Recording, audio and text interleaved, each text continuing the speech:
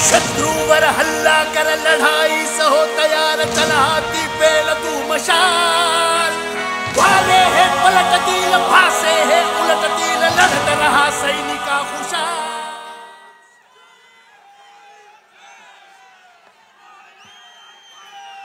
जमलेल्या माझ्या तमाम देशभक्त बांधवांनो, भगिनींनो आणि मातांनो,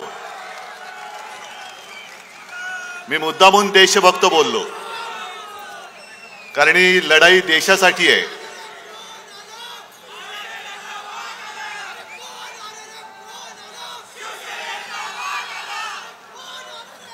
ठीक, ही लढाई देशासाठी आहे। आणि माझ्या भाषणाला सुरुवात करण्यापूर्वी आज अक्षय तृतीया आहे, परशुराम जयंती आहे, बसवेश्वर महाराजांची आहे। सर्वांना मी शुभेच्छा देतो आणि आजच्या सभेचा मुहूर्त चांगला आहे। हे तिन्ही मुहूर्त एकत्र आल्यानंतर विजय आपला होणार म्हणजे होणारच। आज दुपारी खरं म्हटलं तर मी जालन्याला जाणार होतो, पण तुम्हाला सर्वांना कल्पना आहे कार्पेट वगैरे सगळं भिजलंय, तुम्ही पण बसल्यात तिकडे चिखल आहे। निघणार तेवढ्यात पाऊसच सुरू झाला आणि हेलिकॉप्टरवाला पायलट म्हणाले, साहेब अशा या वातावरणात उडणं कठीण आहे, अशक्य आहे। म्हणून मी पहिल्या प्रथम जालनाकरांची माफी मागतो, कारण मी कधी एखादा शब्द दिला का मी मागे फिरत नाही। आणि आजची ही आपली सभा जी आहे ती आपल्या खैरे साहेबांना विजयी करण्यासाठी जशी आहे तशीच जालनाच्या कल्याणरावांना सुद्धा विजयी करण्यासाठी आहे। आणि जालनामध्ये जाऊन मी बोलणार होतो ते थोडंसं इथे बोलून आपल्या दोन्ही जागांचा आणि जेवढ्या काही जागा आता राहिल्यात त्या महाविकास आघाडीच्या त्या विजयी करण्यासाठी मी तुम्हाला आवाहन करतोय। मी जालन्यात जाऊन बोलणार होतो की 5 टर्म म्हणजे किती वर्ष झाली, 25 आयुष्यातली 25 वर्ष एका व्यक्तीला तुम्ही निवडून देतात। आणि वृत्तपत्रात मी बातमी वाचली की जालनामध्ये काही मतदान कार्ड ही कचऱ्याच्या पेटीत सापडली। मला असं वाटलं की बहुतेक मतदारांनी विचार केला असेल की मतदान करायचं कशाला, 5 टर्म आपण निवडून दिलंय, आता जालनामध्ये काही प्रश्नच शिल्लक राहिलेले नाहीत।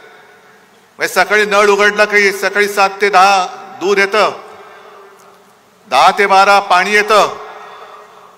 आता इथला विचार करायला पाहिजे की इकडे आपल्या समोर जो गद्दार उभा आहे त्याचा नळ उघडला तर काय येईल, मग तुम्हाला दारूवाला पाहिजे की पाणीवाला पाहिजे। आणि जालना सगळं सुधारलं असणार, काही प्रश्न शिल्लक राहिले नसणार। पण एकूण जर विचार केला तर ही 25 वर्ष गेली फुकट, मोदींची 10 वर्ष गेली फुकट। आता जालनाकरांनी रावसाहेबांना विचारलं पाहिजे, आता तरी जालना झालं, खूप दिलं तुम्हाला, आता जा बाबा एकदाचे। आता आमचा कल्याणराव तिकडे पाहिजे, कारण आता आम्हाला कल्याण करायचंय जालन्याचं।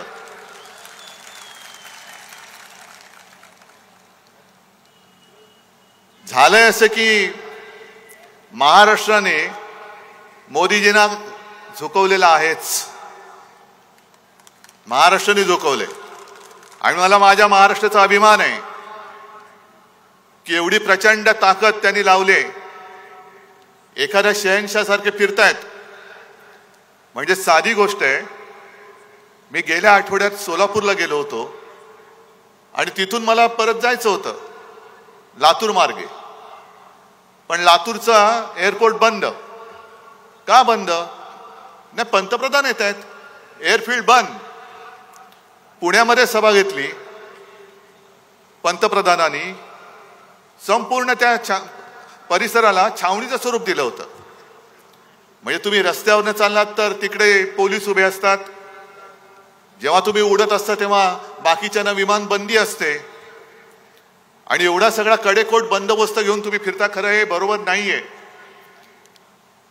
तुम्ही समान नागरी कायदा जो काय प्रकार आहे तो नंतर काय आणायचं तो बघू आपण. पण आत्ता लोकशाहीमध्ये निवडणुका आलेल्या आहेत आणि जे आपले हिंदू हृदय सम्राट सांगायचे की निवडणुकीमध्ये कोणी पंतप्रधान असता कामा नये, तो काळजीवाहू असला पाहिजे, मुख्यमंत्री असता कामा नये, आणि ज्या सोयी सुविधा या आम्हाला देतात त्याच त्यांना दिल्या पाहिजेत. तुम्ही त्यांच्यासाठी जर का एअरफोर्सची विमान वापरणार असाल तर आमच्या सुद्धा अंबादासला दिलं पाहिजे, आमच्या सुद्धा खैरे साहेबांनी दिलं पाहिजे.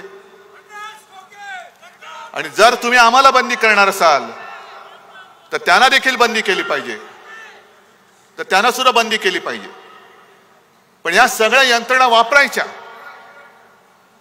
जसं मी येतो लोकांमध्ये जातो, आज सुद्धा मी माझी तयारी, इकडे येऊन बसायला माझी तयारी, कारण मला भीती नाही माझ्या लोकांपासून. पण मोदीजी तुम्ही पोलीस बाजूला ठेवून जनतेत येऊन दाखवा ना. रस्त्यावरनं चालताना सुद्धा एकटे चालतात, म्हणजे संपूर्ण कडेकोट बंदोबस्त, खासगी वेशातले पोलीस, युनिफॉर्म मधले पोलीस गुप्तहेर फिरतायत. आणि तरी देखील ते सांगतात, आजच सकाळी कुठे बोलले ते की हे म्हणे मला संपवायला निघाले. एवढे केविलवाणी तुम्ही काय झालात? एवढे केविलवाणी परिस्थिती काय झाली? संपूर्ण ताकद तुमच्याकडे. तुम्ही माझा पक्ष पळवलात, तुम्ही माझं चिन्ह चोरलत, तुम्ही माझी माणसं फोडलीत, तरी देखील तुम्हाला उद्धव ठाकरे पासून भीती वाटते. मग उद्धव ठाकरे बरा आहे की लोकांमधला? बरं, भरकटलेत असे की आज नेमका एक रिपोर्ट त्यांनी जाहीर केलाय केंद्र सरकारने की गेल्या काही वर्षात मुसलमानांची लोकसंख्या वाढली. मोदीजी तुम्ही 10 वर्ष पंतप्रधान होतात, हे तुमचं यश आहे की अपयश आहे नेमकं? मुस्लिमांची लोकसंख्या वाढली म्हणजे तुमचं कौतुक करायचं का तुमचं आम्ही विरोध करायचा? काय आम्हाला तेच कळत नाही. तुमची 10 वर्ष होती, त्याच्या आधी इकडे देवेंद्र फडणवीसांची 5 वर्ष होती, त्याच्या आधी केंद्रात अटलजींचं सरकार होतं. मग नेमकं तुम्हाला मतं पाहिजे तरी कोणाची? म्हणजे कोण तुम्हाला खुश व्हायला पाहिजे? पण मोदीजी तुम्ही जी भाषा वापरत आहात ती तुम्हाला शोभा नाही देत. माझ्या हिंदुस्थानला आणि माझ्या महाराष्ट्रामध्ये तर ही भाषा चालूच शकत नाही, आम्ही खपूनच घेऊ शकत नाही.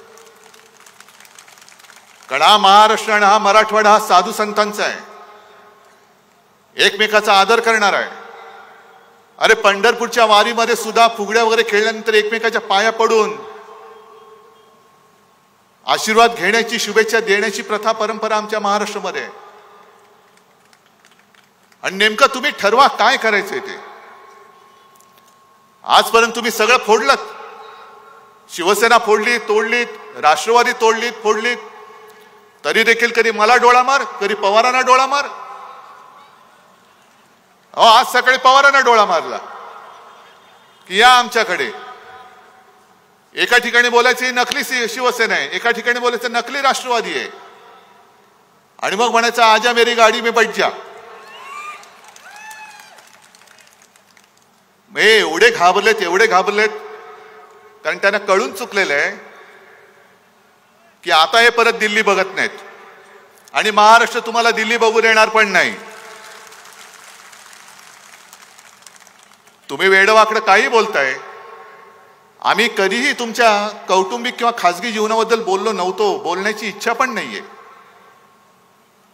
पण मोदीजी तुम्ही 2014 साली तुम्ही पंतप्रधान व्हावत ह्या पत्रावरती माझी सही घेतली होती, 19 साली घेतली, आणि काल तुम्ही जे बोललात ते मात्र मी तुम्हाला क्षमा करू शकत नाही. माझा महाराष्ट्र तुम्हाला क्षमा करू शकणार नाही, अजिबात नाही.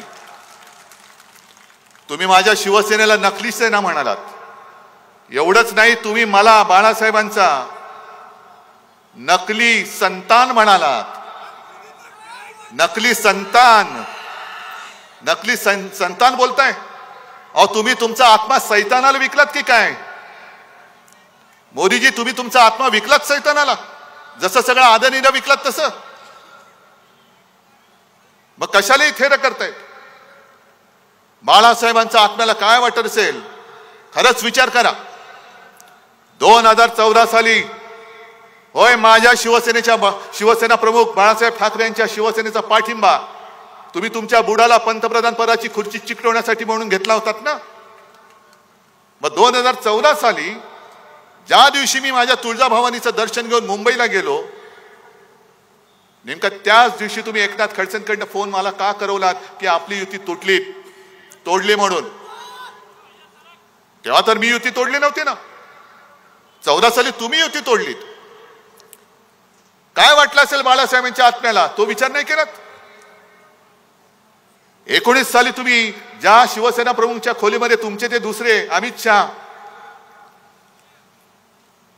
बाळासाहेबांची खोली म्हणजे त्याला आम्ही मंदिर मानतो, त्या खोलीमध्ये त्यांनी ठरवलं होतं, कारण मी माझ्या वडिलांना शब्द दिलाय, माझी आई वडिलांची शपथ घेऊन मी बोललोय, आई तुळजाभवानीची शपथ घेऊन मी बोललेलो आहे की मी शिवसेना प्रमुखांना शब्द दिला त्यांच्या अखेरच्या काळात की मी आपल्या शिवसेनेचा मुख्यमंत्री करून दाखवेन आणि मी तो पुन्हा करून दाखवेन.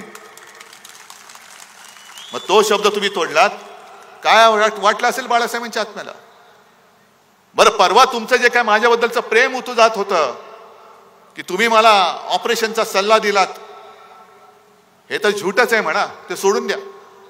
आणि मग तुम्ही माझी चौकशी करत होतात, पण माझी चौकशी करताना जेव्हा मी माझ्या हातपायांची हालचाल करू शकत नव्हतो, आज तुमच्या समोर उभा आहे, ते तुमच्या सगळ्यांचं प्रेम, आई वडिलांचे आशीर्वाद, आई तुळजाभवानीची कृपा म्हणून मी तुमच्या समोर उभा आहे.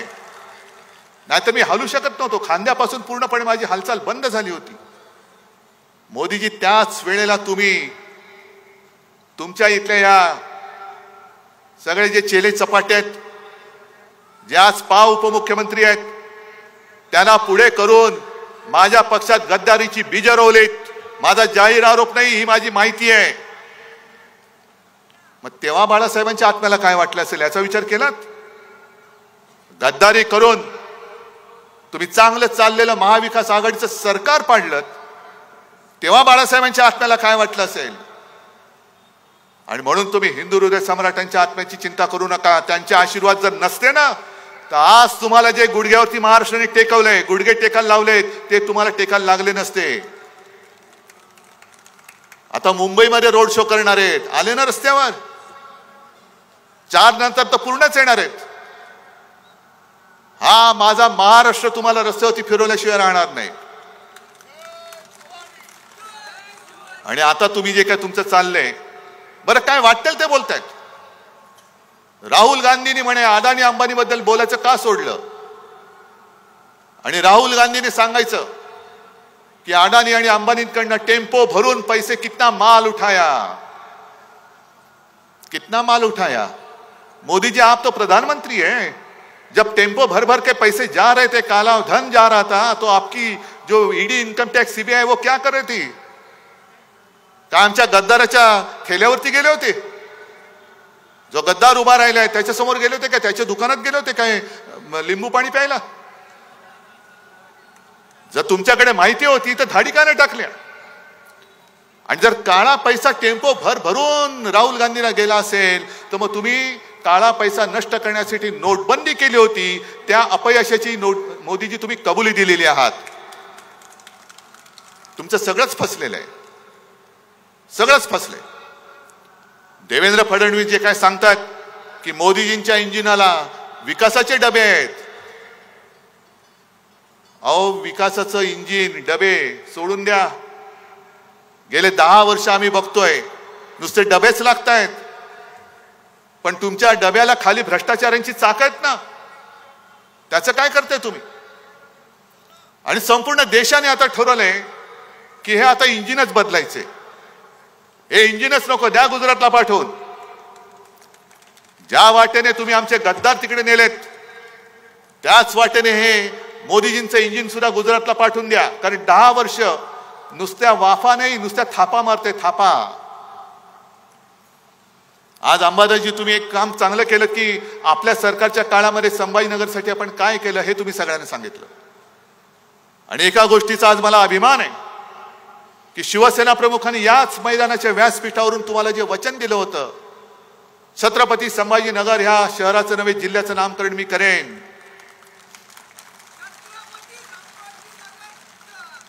मला अभिमान आहे की त्यांचा पुत्र म्हणून मुख्यमंत्री असताना ते करण्याचं भाग्य मला लाभलं.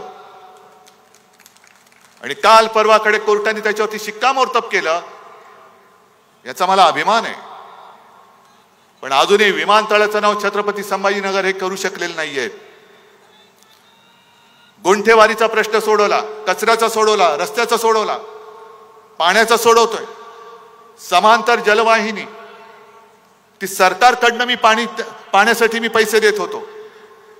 आता काय झालं माहिती नाही, कारण मी मुख्यमंत्री असताना एक दोनदा येऊन स्वतः त्याची पाहणी करून गेलो होतो. आता सरकार पाडलं. आता मला सांगा, तुमच्या घरामध्ये पाणी येते? संपूर्ण मराठवाडा आज आक्रोश करतोय पाण्याच्या नावाने. दुष्काळ, जवळपास दुष्काळच पडलेला आहे. पण तिकडे मोदींना लक्ष द्यायला वेळ नाही. अमित शहा तिकडे नाही जाऊ शकत. तुम्ही मला डुप्लिकेट म्हणता, नकली म्हणता, पवार साहेबांना भटकती आत्मा म्हणता. पण इकडे माझ्या शेतकऱ्यांच्या आत्मे जे तळमळत आहेत, जनतेच्या आत्मे तळमळत आहेत, पाण्यासाठी काहूर उठलंय. अनेक शेतकऱ्यांनी आत्महत्या केलेल्या आहेत. बरं मला सांगा, तुम्ही इतक्या वेळा किती वेळा मोदींच्या सभा पाहिल्या या काळामध्ये? भाषण ऐकलीत की नाही ऐकलीत? नाही, मी तर ऐकलंच नाही. मी कधीच ऐकत नाही. पण मोदी ज्या वेळेला मनमोहन सिंग पंतप्रधान होते तेव्हाच एक ती क्लिप माझ्याकडे आहे. आणि मोठ्या तावातावाने सांगत होते, प्रधानमंत्री महंगाई का म बोलने के लिए तयार नहीं. मग आता तुम्ही प्रधानमंत्री आहात, तुम्ही गायीवरती बोलता, महागाईवरती का नाही बोलत? आणि काय सांगितलं होतं तुम्ही? भाई और बहनों, मतदान करायला जाताना गॅस सिलेंडरला नमस्कार करून जा, सांगितलं होतं ना. मग त्यांचं भाषण काढा. पेट्रोल के दाम नीचे गए कि ऊपर गए? डीजल के दाम नीचे गए कि ऊपर गए? पेट्रोल के दाम, गॅस, डिझेल, पेट्रोल, गद्दार के दाम किती खोके? ते 50 खोके आता उघडलेत. आणि नुसत्या खोके ना उघडलेत, बाटल्या सुद्धा फुटल्या असतील. आता बाटल्या सुद्धा फुटल्या असतील. पण 10 वर्ष जर का तुम्ही या माझ्या महाराष्ट्रावरती जो आघात केला, अरे आमचंच चुकलं. खरे 19 साली युती तोडणार होतो आम्ही, 14 साली तुम्ही तोडली होती. पण आम्ही हिंदुत्वासाठी म्हणून परत तुमच्या बरोबर युती केली. आणि आता आम्हाला कळलं की तुमचं हिंदुत्व आणि आमचं हिंदुत्व याच्यात जमीन आसमानाचा फरक आहे. मी मागे सुद्धा बोललो, आज सुद्धा सांगतो, आमचं हिंदुत्व, आपलं हिंदुत्व हे घरातलं चूल पेटवणार हिंदुत्व आहे. आणि भाजपचं हिंदुत्व हे घर पेटवणारं हिंदुत्व आहे. मग एवढी नतद्रष्ट ही माणसं आहेत, दंगली घडवतात, आगी लावतात, घरं पेटवतात.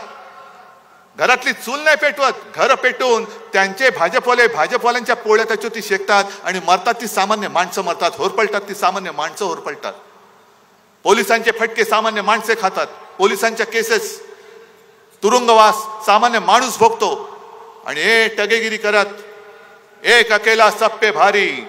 अरे पण मेला माणूस, तुम्ही जगा किंवा मरा, पण मला पंतप्रधान करा. हे असे पंतप्रधान तुम्हाला पाहिजे? आज कांद्याचा प्रश्न पेटलेला आहे. मी काल परवाकडे जळगावला होतो, मावळला होतो. सगळीकडे शेतकरी पिसाळलेले आहेत.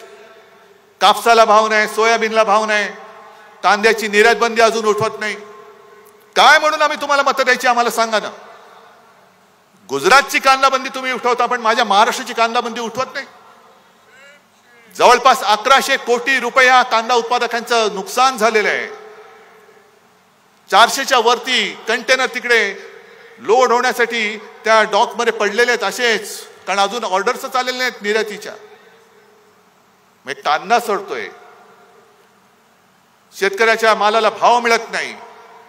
आणि जाहिराती चालल्यात. आजच पेपरमध्ये जाहिरात आले की आम्ही तुम्हाला हमीभाव देऊ. मग 10 वर्ष काय केलं? गवत उपटलं.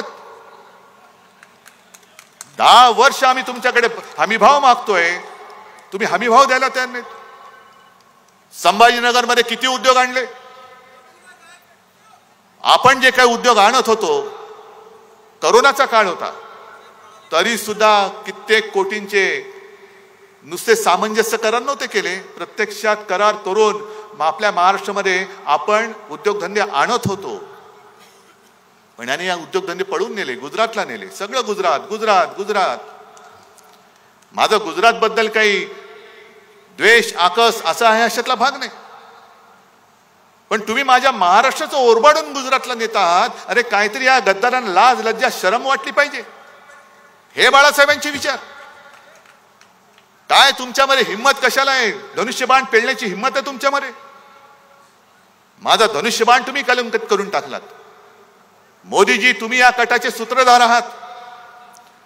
कारण 1-2 दिवसापूर्वी हे जे मिंदे आहेत त्यांनी ठाण्यामध्ये एका कार्यकर्त्यांच्या मेळाव्यात भाषण केलं आणि काय सांगितलं, आणि म्हणून असं कणून बोलत असतात ते. अरे काहीतरी पोट साफ करण्याचं औषध घे, कणतोस कशाला? आणि कणून त्यांनी सांगितलं की मी मोदीजी आणि शहाजींना सांगितलं मी करेक्ट कार्यक्रम केलेला आहे, आता पुढचं काम तुम्ही करा. आणि त्यांनी असली शिवसेना आणि धनुष्यबाण आपल्याला दिलं, म्हणून मी मोदीजी आणि शहाजी तुमचे आभार मानतो. अरे नेभडटा, वडिलांचं नाव माझ्या लावावं लागतं तुला, तुझ्या वडिलांचं नाव तू लावू शकत नाहीस. नेभडट माणूस कुठला?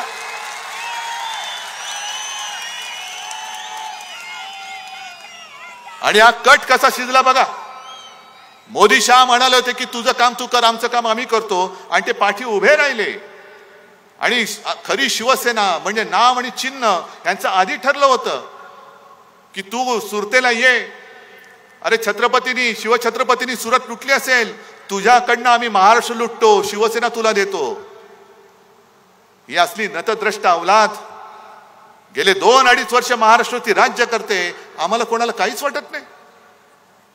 आणि मोदीजी जे सतत सांगतात नकली सेना नकली सेना, हे नुसतं अनावधानाने आलेलं नाहीये. ज्याप्रमाणे त्यांनी निवडणूक आयोग याचा वापर केला, म्हणजे धुळीपुष्णा करणारा हा माणूस निवडणूक आयुक्त, त्याचा वापर करून आपलं नाव आणि चिन्ह त्याला दिलं. मग मध्ये ते लवादाचं नाटक केलं. तो नार्वेकर नावाचा एक आहे, तो पण असाच आहे हुजऱ्या, त्याचा वापर केला. आणि कोर्टाने चपराक मारले की ते कोश्यारी नावाचे एक जे काळी टोपी होती आपल्याकडे, त्यांनी कसं चूक केलं हे कोर्टाने सांगितले. आणि आता कोर्टाने जी टिप्पणी केलेली आहे की तुम्ही लोकप्रतिनिधींच्या आधारावरती पक्ष कोणाचाही ठरवू शकत नाही. हा माझा पक्ष माझ्या सोबत आहे, माझा पक्ष इकडे बसलेला आहे. निवडणूक आयुक्ताचे डोळे जर फुटले नसतील तर येऊन बघ. आणि निवडणूक आयोगाच्या निर्णयाविरुद्ध, लवादाच्या निर्णयाच्या विरुद्ध आपण सर्वोच्च न्यायालयात गेलेलो आहोत. आणि मोदीजी, तुम्ही जी काही टिप्पणी करताय, मी आज जाहीर आरोप करतोय की तुम्ही सर्वोच्च न्यायालयावरती दबाव आणत आहात. आणि सर्वोच्च न्यायालयाने याची दखल घ्यायला पाहिजे. कायद्यासमोर सगळे सारखे असतात, कोणी पंतप्रधान नसतो, कोणी साधा माणूस नाही. म्हणून तर त्या न्यायदेवतेच्या डोळ्यावरती पट्टी असते, कारण तिला आक्रोश ऐकू येतो, पण कोण छोटा कोण मोठा ती बघत नाही. मग निवडणूक आयोगाने जो निर्णय दिलाय जो चुकीचा आहे, लवादाने दिलाय तो चुकीचा आहे. पण सर्वोच्च न्यायालयाने निर्णय काय द्यायला पाहिजे, मोदींची इच्छा काय आहे हे मोदी सांगतायत, नकली सेना म्हणून. हे 4 जून पर्यंत मोदीजी तुमचं नाटक चालेल. पण नोटबंदी जशी तुम्ही केली होती, अचानक 8 वाजता आलात आणि सांगितलं की भाई और बहनो, तुमच्याकडे जे काही नोटा आहेत ना, नोटा, त्या आज रात्री 12 वाजल्यापासून त्याचे फक्त कागदाचे तुकडे राहतील, त्यांचं महत्व आम्ही काढून टाकलेले, नोटबंदी जाहीर झालेलं आहे. तसंच मी आज सांगतोय, हा महाराष्ट्र आता नाणेबंदी करतोय. महाराष्ट्रातली जनता नाणेबंदी करते. कोणतं नाणं? मोदींचं नाणं. मोदीजी 4 जून नंतर तुम्ही पंतप्रधान नसाल, तुम्ही फक्त नरेंद्र मोदी असाल, 4 जून नंतर महाराष्ट्राची नाणेबंदी सुरू होईल.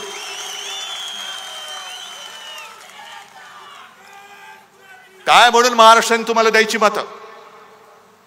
गेले 10 वर्ष सातत्याने 40 पेक्षा अधिक जागा आम्ही तुम्हाला देतो आहोत, आणि त्याचे पान तुम्ही असे फेडता.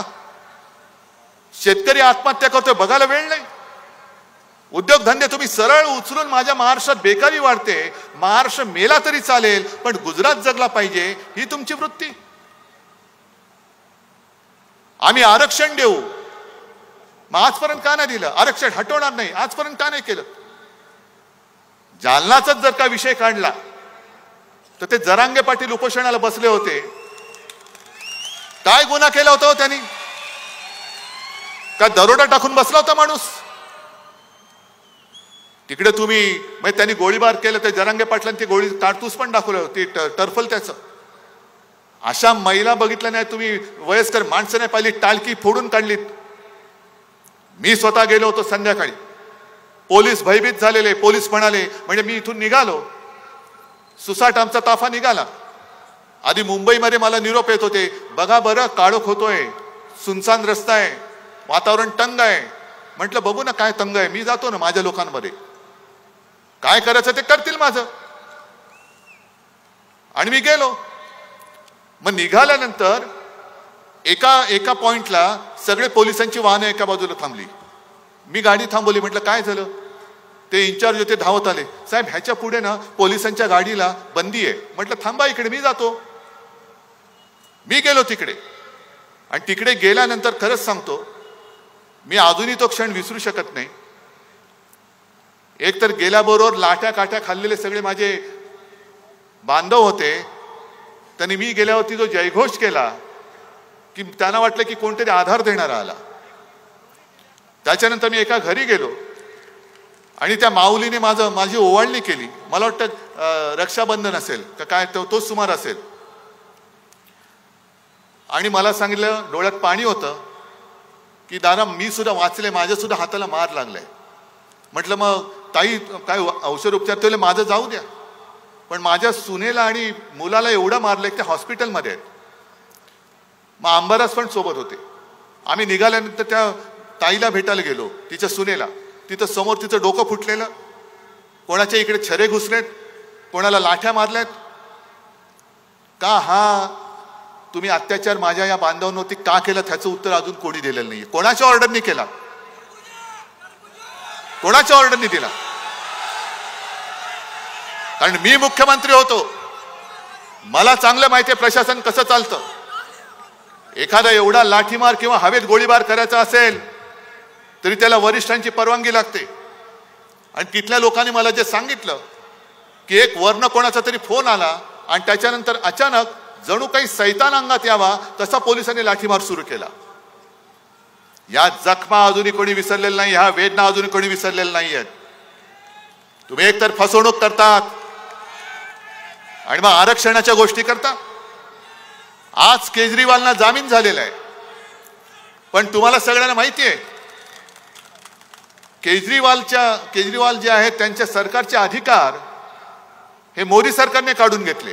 ही हुकुमशाही नाही. बरं, सर्वोच्च न्यायालयाने केजरीवालचे अधिकार त्यांच्या सरकारचे परत दिले. मोदी सरकारने काय केलं? ताबडतोबीने, वेळ घालवला नाही, ताबडतोबीने तो मुद्दा लोकसभेत आणला आणि पाशवी बहुमताच्या जोरावरती सर्वोच्च न्यायालयाचा निकाल परतवून लावून तो बदलला आणि सगळे अधिकार मोदी सरकारच्या ताब्यात घेतले. मग हा निर्णय तुम्ही जसा बदललात तसा आरक्षणाचा का नाही बदलत? का नाही बदलत तुम्ही? मग वाढवा ना, टक्केवारी वाढवा. पण तुमच्या सोयीचं तेवढं निवडायचं आणि लोकांच्या कोपऱ्याला गुळ लावायचा. आम्ही तुम्हाला शेतकऱ्यांना हमीभाव देतो. आहेत इथे शेतकरी आहेत? आलेत का? हे पट्टे का रे तुम्हाला? कामगार आले तिकडे? किती लोकांना काम मिळाले? किती लोक बेकार आहेत? आता हे जे काय कायदे करतायत, शेतकऱ्यांना हमीभाव देऊ. मग गेल्या 1-2 वर्षापूर्वी जे 3 काळे कायदे आणले होते, का आणले होते? कोणासाठी आणले होते? शेतकऱ्यांनी आंदोलन केलं 6-7 महिने. त्याच्यामध्ये 700-800 शेतकरी मेले. ऊन वारा पाऊस थंडीमध्ये काकडून मेले, भिजून मेले, भाजून म्हणजे उन्हानी. मोदी सरकार ढिम्म हलत नव्हतं. आणि जेव्हा निवडणुका आल्या तेव्हा सगळं मागे घेतलं. मग आता निवडणुका झाल्यानंतर हे पुन्हा आणतील किंवा न आणतील ह्याची खात्री कशी बाळगायची? आणि एक साधा प्रश्न आहे, ज्या पद्धतीने यंत्रणेचा वापर करून आपल्या शिवसेनेच्या सातबारावरती या दाढीवाल्याचं नाव लिहिलं, नेबळटाचं नाव लिहिलं, मग उद्या तुमच्या सातबारावरती त्यांच्या मित्राचं नाव लिहिलं तर तुम्ही कोणाकडे जाल? शेती राहील तुमच्या जागेवर आणि काही करू शकतील. आज भले अडाणी अंबानीवरती बोलू देत, पण एक 2-3 दिवसापूर्वी माझ्या जळगावच्या सभेत आपले असीम सरोदे वकील, ज्यांनी उत्तम प्रकाराने ही केस जनता न्यायालयात म्हणजे तुमच्यासमोर मांडली, काय एक एक एक एक एक एक त्यातले पैलू आहेत ते सोडून तुम्हाला सगळे सांगितले. त्या असीम सरोदेने एक माहिती दिली की हे जे सांगतायत अमित शहा, आम्ही 370 कलम रद्द केलं, 370 कलम रद्द केलं. उद्धव ठाकरे सांगा 370 बद्दल तुमचं काय मत आहे? अहो 370 रद्द करायला आमचा पाठिंबा तेव्हाही होता आणि आज सुद्धा आहे. पण मुळात असीम सरोदेने सांगितलेली ती माहिती ही धक्कादायक आहे. असीम सरोदेने सांगितलं की 370 कलम काढलेलंच नाहीये. त्या 370 कलम मध्ये सुद्धा अशी खेळी केली की 370 ब म्हणून त्याच्यात जो एक कलम आहे ते त्यांनी स्थगित केले. आता स्थगित केले म्हणजे काय केले की साधी गोष्ट आहे, दिवा लावलेला आहे, बटन आहे, बटन बंद केलं तर दिवा बंद होतं, बटन पुन्हा दाबलं तर दिवा चालू होतो, म्हणजे दिवा जागेवर आहे, फक्त बटन बंद केलेलं आहे. आणि 370 ब त्यांनी स्थगित केल्यामुळे काय झालं की काश्मीरच्या बाहेरची लोक हे काश्मीरमध्ये आता जागा घेऊ शकतात. चांगली गोष्ट आहे. काश्मीरी पंडितांचं रक्षण त्यावेळेला एकट्या शिवसेना प्रमुखांनी महाराष्ट्रात केलं होतं, तेव्हा मोदी शहा तुमचं नाव पण नव्हतं. ते तर घरी परत जाऊ शकत नाहीयेत, पण निदान काश्मीरमधले बाहेरची लोक जाऊन जमीन घेऊ शकतात. आणि त्याचा परिणाम असा झाला की काश्मीरमध्ये सगळ्यात जास्त जमीन कोणी घेतले तुम्हाला माहितीये? कोणी? अडाणी. आणि कशासाठी घेतले माहितीये? काश्मीरमध्ये जिथे त्यांनी जागा घेतले तिकडे लिथियमचा साठा मोठ्या प्रमाणावरती. किती हलकटपणाने चालले, किती आपल्याला भोळे समजतायत, भोंदू समजतायत आणि देशभक्तीचा आव आणतायत.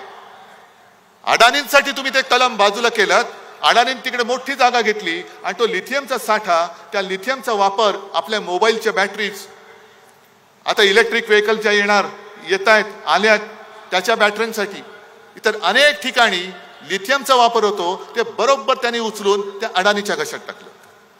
आता अडाणींकडे गेला म्हणजे पैसा कुठे गेला? मोदी म्हणजे कुठे? गुजरात.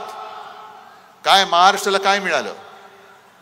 2-3 सेमी कंडक्टर चिपचे जे कारखाने उद्योग येत आहेत त्यातले 2 नेले गुजरातला. टाटा एअरबस गुजरात, हिरे व्यापार गुजरात, वित्तीय केंद्र Gujarat, medical device park Gujarat, bulk drug park Gujarat, सगळं गुजरात गुजरात गुजरात. मग महाराष्ट्राने काय नुसतं या गद्दाराच्या गुत्त्यावरती जाऊन दारू प्यायची? गुजरातमध्ये गुजरातच्या बंदरावरती हे बंदर सुद्धा अडाणीच.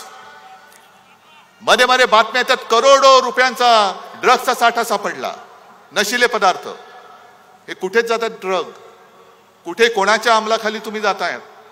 एका बाजूला ड्रग्ज येत आहेत, एका बाजूला सरळ गुत्तेदार निवडणूक लढतायत आणि आपलं मोदी बाबा म्हणून शिक्के मारत बसायचं.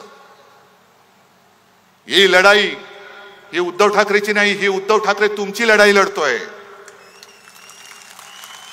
माझं काय जातंय? मला तर परवा मोदींनी डोळा मारलेलाच आहे.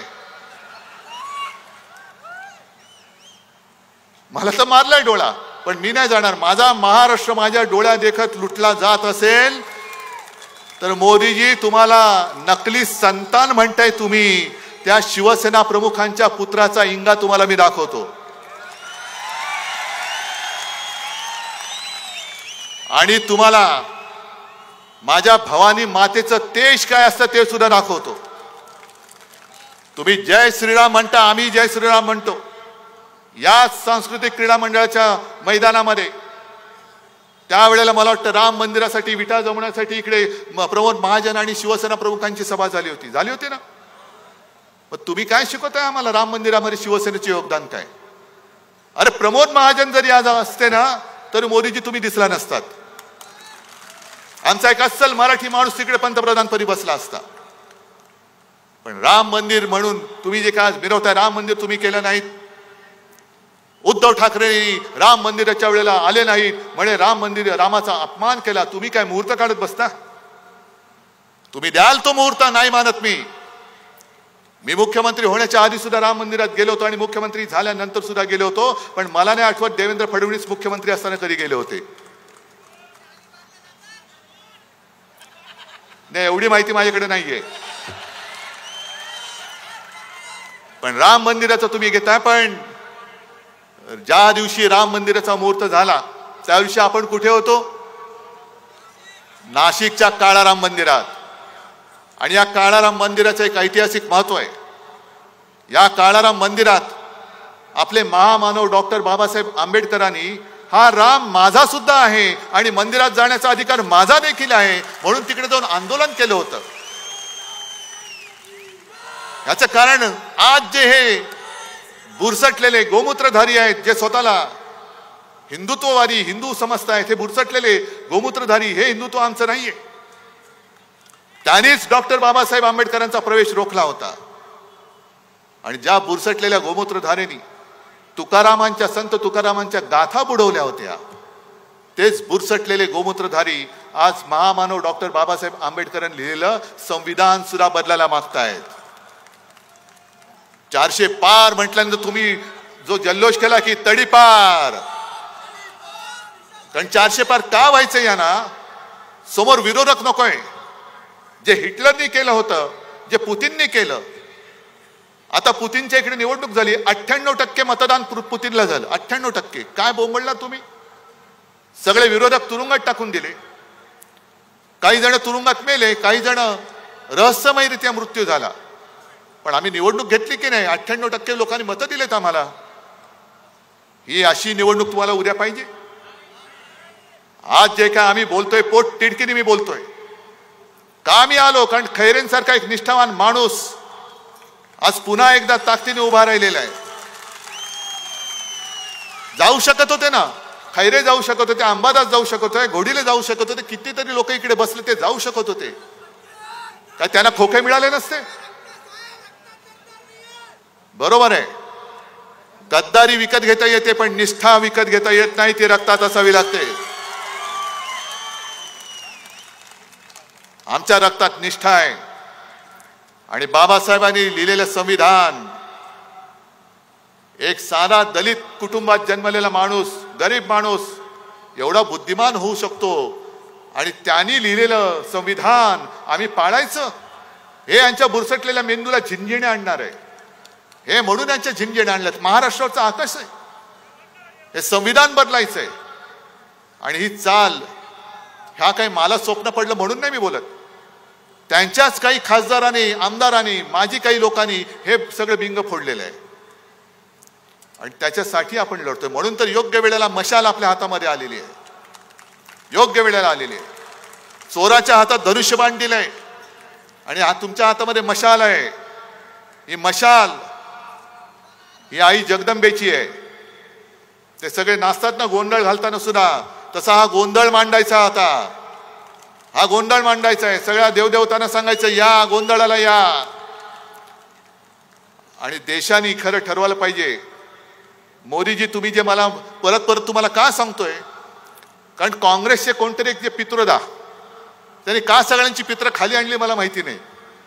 हा याच्यासारखा दिसतो. अरे दिसत असेल, तुझं काय जाते? पण ते बोलल्यानंतर काँग्रेसने त्यांना काढून टाकला. मग आता मला भाजपला विचारायचंय, मोदी शिवसेना प्रमुख आणि माझ्या माचा अपमान करतायत. मी पितृदेव भव, मातृदेव भव, गुरुदेव भव मानणारा संस्कार झालेला माणूस आहे. माझ्यावरती माझ्या आई वडिलांचे संस्कार आहेत. मोदीजी, कदाचित तुम्ही जन्म झाल्यापासून एवढे देशसेवेत मग्न झाला असाल की तुमच्या आई वडिलांनी तुमच्यावरती संस्कार करायला वेळच मिळाला नसेल. पण तुमची जी भाषा आहे ती पंतप्रधान पदाला शोभेशी नाही. ती तुम्ही माझ्या देशाची आबरू घालवताय संपूर्ण जगामध्ये. ही भाषा शोभत नाही तुम्हाला. जरा शिकवणी लावा. पुढे जरा आता आराम घ्या. कारण हे झोपत नाही असं म्हणतात. आणि जो झोपत नाही त्याच्या बुद्धीवरती दुष्परिणाम होतो. हे वैद्यकीय सत्य आहे. म्हणून भाजपला सुद्धा सांगतोय की तुम्ही आमच्यावरती जी टीका करता की इंडिया आघाडीकडे किती चेहरे आहेत, 5 वर्षाला 1 वर्षांनी पंतप्रधान बदलणार, अहो आमचं आम्ही बघू, पण तुमच्याकडे आता एक चेहरा आहे, तोच तुमच्या डोईजड झालाय. आता तुमच्याकडे दुसरा चेहरा कोण? कारण हा चेहरा तुम्हाला विजय नाही मिळवून देऊ शकत. 10 वर्ष झाली, हा चेहरा आता घासून पुसून सगळा झाला. याच्या थापा ऐकून आम्ही आता कंटाळलो. आता भाजप समोर प्रश्न आहे की उद्या काय करायचं. कारण 2009ला सुद्धा मोदीजींनी 200च्या वर सभा घेतल्या होत्या देशात, पण जिथे जिथे सभा घेतल्या तिकडे भुईसपाट झाला होता भाजपा, सगळीकडे भुईसपाट.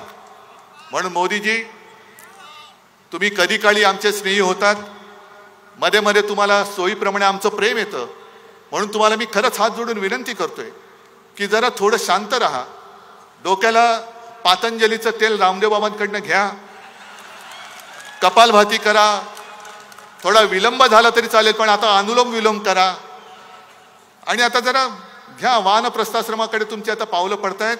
हळूवार तिकडे मार्गस्थ व्हा, पण माझ्या देशाची वाट लावू नका आता, कृपा करून अजिबात देशाची वाट लावू नका. आणि म्हणून अशा माणसाच्या हातात जे वाटेल ते बोलतायत, कधी हिंदू मुसलमान, कधी कोण काय खातंय, कोणी काय करायचं, अशा माणसाच्या हातात परत आपलं भविष्य तुम्हाला देणं मंजूर आहे काय? मग यावेळेला तुम्ही काय करणार आहात एकदा जरा ओरडून सांगा. आणि जरा आपल्याला आपल्या गाण्यातला तो एक शब्द ज्याच्यावरती आक्षेप घेतलाय तो जरा एकदा जोरात घोषणा द्या. अरे पूर्ण करा ना. जय भवानी, जय शिवाजी, जय भवानी. आणि अबकी बार भाजपा तडीपार. जय हिंद, जय महाराष्ट्र. या ठिकाणी छत्रपती संभाजीनगर लोकसभा मतदारसंघाचे चंद्रकांतजी खैरे साहेब आणि जालना. एक मिनिट या, वेळेवर आले दोघही. या म्हणजे खैरे साहेब तर होते, या पुढे या. जालना मतदारसंघाचे लोकप्रिय उमेदवार कल्याण